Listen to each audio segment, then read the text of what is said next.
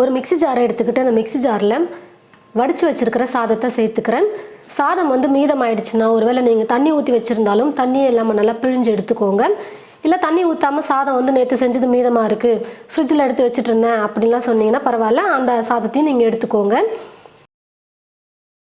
மொத்தமாக 1.5 கப் அளவுக்கு சாதத்தை நான் வந்து அழுத்தி எடுத்து வச்சுருக்கேன். நல்லா கப் ஃபுல்லாக வந்து அழுத்தி எடுத்துக்கோங்க. அப்புறம் பாதி கப்பு நல்லா அழுத்தி சாதம் எடுத்துக்கோங்க. இப்போ இதிலே வந்து பார்த்தீங்கன்னா ஒரு 1/4 கப் அளவுக்கு தண்ணி சேர்த்துக்கிறேன். தண்ணி சேர்த்துட்டு நம்ம நல்லா நைஸாக அரைச்சி எடுத்துக்கலாம். சாப்பாடு வந்து தெரியவே கூடாது, நல்லா நைஸாக இருக்கணும். பாருங்கள் ஃப்ரெண்ட்ஸ், இந்த மாதிரி நல்லா நைஸாக இருக்கிற மாதிரி அரைச்சி எடுத்துக்கோங்க. சாதம் கொஞ்சம் கூட தெரியக்கூடாது. அதே மாதிரி ரொம்ப தண்ணி ஊற்றிடாதீங்க. ரொம்ப அதிகமாக தண்ணி ஊற்றிட்டாலும் ரொம்ப இலக்கமாயிடும். ரொம்ப தண்ணி பதத்துக்கு வந்துடும். குக் பண்ணுறதுக்கு கொஞ்சம் லேட் ஆகும். இந்த மாதிரி கொஞ்சம் கெட்டியான கன்சிஸ்டன்சிக்கே பார்த்து நீங்கள் அரைச்சி எடுத்துக்கோங்க. ஒரு கப் எடுத்துக்கிட்டு அந்த கப்பில் கார்ன்ஃப்ளவர் இருக்குது பாருங்கள். இந்த கார்ன்ஃப்ளவரை வந்து 4 ஸ்பூன் அளவுக்கு நல்லா இந்த மாதிரி ஸ்பூன் ஃபுல்லாக கோபுரமாக நான் ஒரு கப்பில் சேர்த்துக்கிறேன். கப்பில் அளந்து எடுக்கிறதா இருந்தால் ஒரு 1/4 கப் எடுத்துக்கோங்க. சாப்பாடு எடுத்தீங்க பார்த்தீங்களா, அதே கப்பில் ஒரு 1/4 கப்பு கூட நீங்கள் அளந்து எடுத்துக்கோங்க. நான் வந்து ஸ்பூன்லேயே நல்லா கோபுரமாக 4 ஸ்பூன் அளவுக்கு அளந்து சேர்த்துக்கிறேன். இப்போ தண்ணி கொஞ்சமாக சேர்த்து மாவு வந்து கரைச்சிக்கலாம். கொஞ்சம் கூட உருண்டைகளே இல்லாத மாதிரி நல்லா கார்ன்ஃப்ளவரை கரைச்சி எடுத்துக்கலாம்.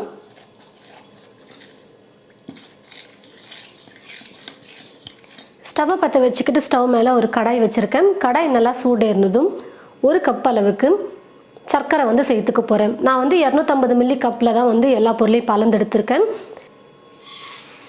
கடாயில் சர்க்கரையை சேர்த்துட்டு கொஞ்சமாக தண்ணி சேர்த்துக்கலாம். சும்மா சர்க்கரை கரையிறதுக்காக ஒரு 2-3 ஸ்பூன் சேர்த்துக்கிட்டா போதும். சர்க்கரை நல்லா கரைஞ்சி வரட்டும்.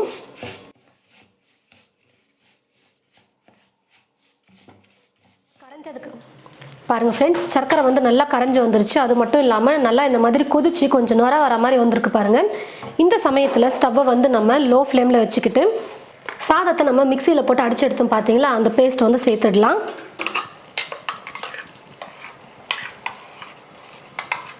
ஸ்டவ்வை லோ ஃப்ளேமில் வச்சுக்கிட்டு சர்க்கரை கரைசலோடு சேர்த்து இந்த சாதத்தை வந்து நல்லா நம்ம கலந்து கொடுத்துக்கலாம்.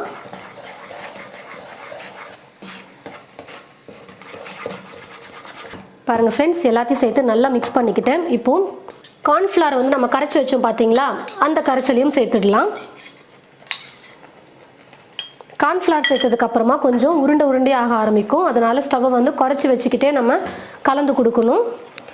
நல்லா அடிப்பிடிக்காத மாதிரி ஒரு கனமான பாத்திரமாக எடுத்துக்கோங்க. நான்ஸ்டிக் பாத்திரமாக இருந்தாலும் சரி, இல்லை அடிப்பிடிக்காத பாத்திரம் எதுனாலும் எடுத்துக்கோங்க. இப்போவே இது கூட ஃபுட் கலர் வந்து சேர்த்துக்க போகிறேன். ஃபுட் கலர் வந்து ஆப்ஷனல் தான், வேணான்னா நீங்கள் ஸ்கிப் பண்ணிக்கலாம். அதுக்கு பதிலாக நல்லா கலர்ஃபுல்லாக அல்வா வரணும் அப்படின்னு நினச்சிங்கன்னா நான் 1 கப் சர்க்கரை சேர்த்தேன் பார்த்தீங்களா, அதுக்கு பதிலாக நீங்கள் 3/4 கப் சர்க்கரை சேர்த்துக்கோங்க. மீதி 1/4 கப்பை வந்து ஒரு சின்ன கடாயில் தனியாக வந்து தண்ணி எதுவுமே சேர்க்காம நல்லா கலர் மாறுற வரைக்கும் நல்லா மெல்ட் பண்ணிக்கோங்க. அதாவது சர்க்கரை நல்லா உருகி கலர் வந்து நல்லா ப்ரௌன் கலரில் மாறி வரணும். நல்லா டார்க்காக ப்ரௌன் கலரில் மாறி வர வரைக்கும் குக் பண்ணிக்கிட்டு அந்த சர்க்கரை கரைசலை வந்து இதில் சேர்த்துக்கிட்டிங்கன்னா கலர் வந்து உங்களுக்கு சூப்பராக நேச்சுரலாகவே கிடச்சிரும். நான் வந்து 1 கப் சர்க்கரையும் முன்னாடியே சேர்த்துட்டேன். நான் வந்து ஃபுட் கலர் சேர்த்துக்க போகிறேன். உங்களுக்கு ஃபுட் கலர் பிடிக்கலன்னா அந்த ஆப்ஷனை வந்து நீங்கள் ஃபாலோ பண்ணிக்கோங்க. உங்களுக்கு ரொம்பவே யூஸ்ஃபுல்லாக இருக்கும். இப்போ நான் வந்து கொஞ்சமாக ஃபுட் கலர் சேர்த்துக்கிறேன். உங்களுக்கு எந்த கலர் பிடிச்சிருக்கோ அந்த கலர் நீங்கள் சேர்த்துக்கலாம். அல்வாலாம் செய்யும் போது நல்லா கைவிடாமல் கலந்து கொடுக்கணும். அப்போ தான் நல்லா உருண்டைகளெல்லாம் இல்லாமல் நல்லா வரும்.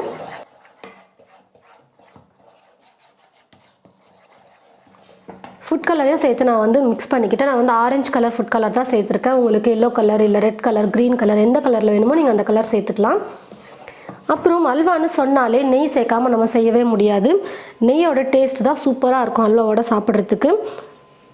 உங்களுக்கு நெய்யோட ஃப்ளேவர் ரொம்ப பிடிக்கும்னா நீங்கள் நிறைய சேர்த்துக்கலாம். இல்லை நெய்யோட ஃப்ளேவர் அவ்வளோவா பிடிக்காது அப்படின்னு நினச்சிங்கன்னா ஒரு 3 ஸ்பூன் 4 ஸ்பூன் நெய் சேர்த்துக்கோங்க போதும். மொத்தமாக சேர்க்காம அப்பப்போ ஒவ்வொரு ஸ்பூனாக சேர்த்து நம்ம கலந்து கொடுத்தோம்னா நல்லா சூப்பராக அல்வாவில் நெய் வந்து மிக்ஸ் ஆகி வரும். இவ்வளோ இலக்கமாலாம் இருக்கக்கூடாது. அல்வா பீஸ் போட முடியாது, நல்லா கெட்டி ஆகிட்டு வரணும். அது வரைக்கும் நம்ம குக் பண்ணிக்கலாம்.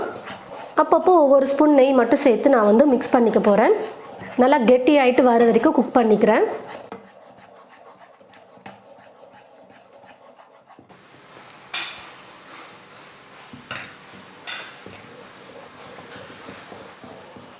பாருங்கள் ஃப்ரெண்ட்ஸ், எந்த அளவுக்கு இலக்கமாக இருந்தது. இப்போ வந்து பார்த்தீங்கன்னா கொஞ்சம் கெட்டி ஆகிட்டு வந்திருக்கு.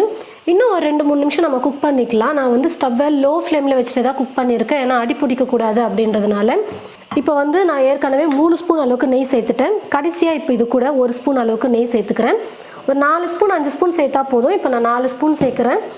இது கூடவே பார்த்தீங்கன்னா கொஞ்சமாக முந்திரி எடுத்து பொடியாக கட் பண்ணி வச்சுருக்கேன், அதையும் சேர்த்துடுறேன். அல்வா சாப்பிடும்போது நல்லாயிருக்கும் டேஸ்ட்டு, முந்திரியோடு கடிச்சு சாப்பிடும்பொழுது. ஒரு 2-3 நிமிஷத்துக்கு இப்போ நம்ம குக் பண்ணிக்கலாம். இன்னும் கொஞ்சம் கெட்டி ஆகிட்டு வரட்டும். அப்போ வந்து பீஸ் போடுறதுக்கு கரெக்டாக இருக்கும்.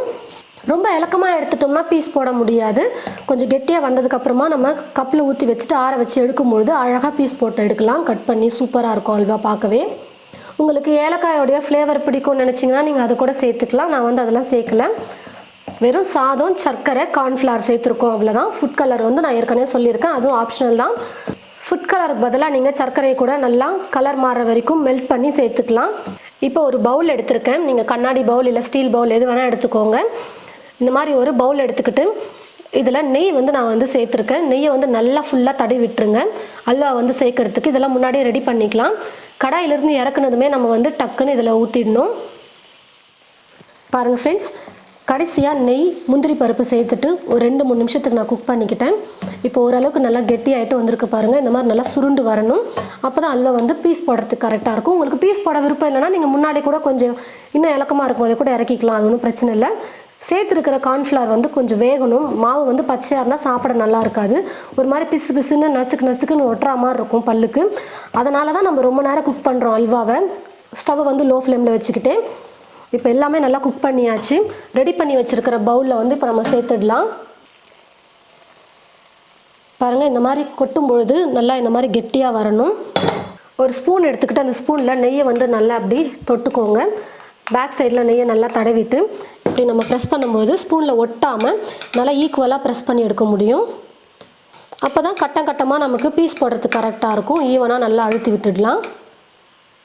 கடைசியாக இது கூட கொஞ்சமாக நான் வந்து முந்திரியை சேர்க்காமல் அப்படியே கட் பண்ணி வச்சது இருக்குது.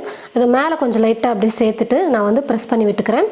நீங்கள் கீழ்ப்பக்கமாகவும் இந்த மாதிரி கொஞ்சம் டெக்கரேட் பண்ணிக்கலாம். நான் வந்து மேலே மட்டும் போடுறேன். சும்மா அப்படி லைட்டாக அப்படி ப்ரெஸ் பண்ணிக்கலாம். இப்போ பார்த்தீங்கன்னா அல்வா வந்து நல்லா சூடாறணும். ஒரு 2 மணி நேரமாவது அப்படியே விட்டுருங்க. நல்லா சூடு ஆறுனதுக்கு அப்புறமா தான் நம்ம இப்போ எடுக்கணும். அப்போ தான் பவுல்லேருந்து அழகாக ஒட்டாமல் சூப்பராக வந்து விழும் பிளேட்டில் நம்ம கொட்டும் பொழுது. நல்லா சூடு ஆற வச்சுக்கலாம். பாருங்கள் ஃப்ரெண்ட்ஸ், அல்வா வந்து நல்லா சூடு ஆறி வந்துருச்சு. கொஞ்சம் கூட சூடே இல்லை, நல்லா சூடு ஆற வச்சு எடுத்துக்கிட்டேன் நான். இப்போ இது ஒரு பிளேட்டில் நம்ம அப்படியே திருப்பி போட்டுடலாம். பாருங்கள், நம்ம நெய் தடவி இருக்கிறதுனால கொஞ்சம் கூட ஒட்டாமல் நல்லா சூப்பராக அப்படியே லட்டு மாதிரி அழகாக வந்து விழுந்துருச்சு பாருங்கள். இப்போ நான் வந்து அல்வாவை திருப்பி போட்டுக்கிறேன். ஏன்னு பார்த்தீங்கன்னா மேல் பக்கம் தான் நம்ம வந்து இந்த மாதிரி முந்திரியை நான் வந்து சேர்த்துருந்தேன். நீங்கள் கீழ்ப்பக்கமும் இதில் இந்த ட்ரேயில் வந்து அடியிலையும் கொஞ்சம் முந்திரி போட்டு வச்சிங்கன்னா திருப்பி போடும்போது அந்த பக்கமும் நல்லா இந்த மாதிரி சூப்பராக தெரியும் பார்க்குறதுக்கு. இப்போ நம்ம அல்வாவை கட் பண்ணிக்கலாம். நல்லா சூப்பராக நம்ம கெட்டியாக குக் பண்ணி எடுத்ததுனால நல்லா பீஸ் போடுறதுக்கு சூப்பராக இருக்குது பாருங்கள்.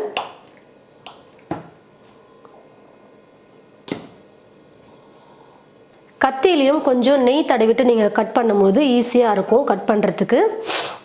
நல்லா கொஞ்சம் நேரம் கெட்டியாக வர வரைக்கும் குக் பண்ணிவிட்டு அதுக்கப்புறமா நீங்கள் வந்து பவுலில் சேர்த்துட்டு ஆற வைங்க. அப்போ தான் வந்து இந்த மாதிரி நமக்கு அல்வா வந்து கிடைக்கும். இல்லைனா பீஸ் போட முடியாது, ஸ்பூனில் அள்ளி சாப்பிட்ற மாதிரி ஆகிடும். அது ஒன்று மட்டும் பார்த்துக்கோங்க. நான் வந்து எந்த கன்சிஸ்டன்சியில் இறக்குனேன் அப்படின்னு சொல்லிட்டு அடுப்பில் நான் வந்து எந்த கன்சிஸ்டன்சியில் ஸ்டவ் ஆஃப் பண்ணிவிட்டு எடுத்தேன்னு சொல்லிட்டு அதை மட்டும் நல்லா பார்த்து எடுத்துக்கோங்க. நல்லா சாஃப்டாக வாயில் வச்சதுமே அப்படியே கரைஞ்சி போகக்கூடிய அளவுக்கு அல்வா வந்து இருக்குது பாருங்கள். நல்லா தலை சூப்பராக வந்திருக்கு. சாப்பிட அவ்வளோ சூப்பராக இருக்கும். இப்போ வீட்டுக்கு யாராவது கெஸ்ட்டு வந்தால் கூட இந்த மாதிரி ஸ்வீட் வந்து நம்ம செஞ்சு கொடுக்கலாம். பார்க்குறதுக்கு எவ்வளோ நல்லா கலர்ஃபுல்லாக சூப்பராக இருக்குது பாருங்கள். உங்களுக்கு எந்த மாதிரி ஷேப் வேணுமோ அதுக்கேற்றது போல் சின்ன பீசஸாக கூட நீங்கள் கட் பண்ணி எடுத்துக்கோங்க. ரொம்பவே டேஸ்டியாக சூப்பராக அல்வா வந்து நம்ம ரெடி பண்ணிட்டோம் பாருங்கள். சாப்பிடவே அவ்வளோ சூப்பராக இருக்கும். கண்டிப்பாக சாதம் வந்து உங்கள் வீட்டில் மீந்து போச்சுன்னா இந்த மாதிரி செஞ்சு பாருங்கள். செஞ்சு பார்த்துட்டு எப்படி இருக்குன்னு மறக்காமல் கமெண்ட் பாக்ஸில் வந்து கமெண்ட் பண்ணுங்கள். இந்த வீடியோவை மற்றவங்களுக்கும் ஷேர் பண்ணுங்கள். இது போல் நிறைய ரெசிபீஸ் பார்க்க தமிழ் ஃபுட் மசாலா சேனலை மறக்காமல் சப்ஸ்கிரைப் பண்ணிக்கோங்க. கூடவே பக்கத்தில் இருக்கிற பெல் ஐக்கானை கிளிக் பண்ண மறந்துடாதீங்க. தேங்க்யூ.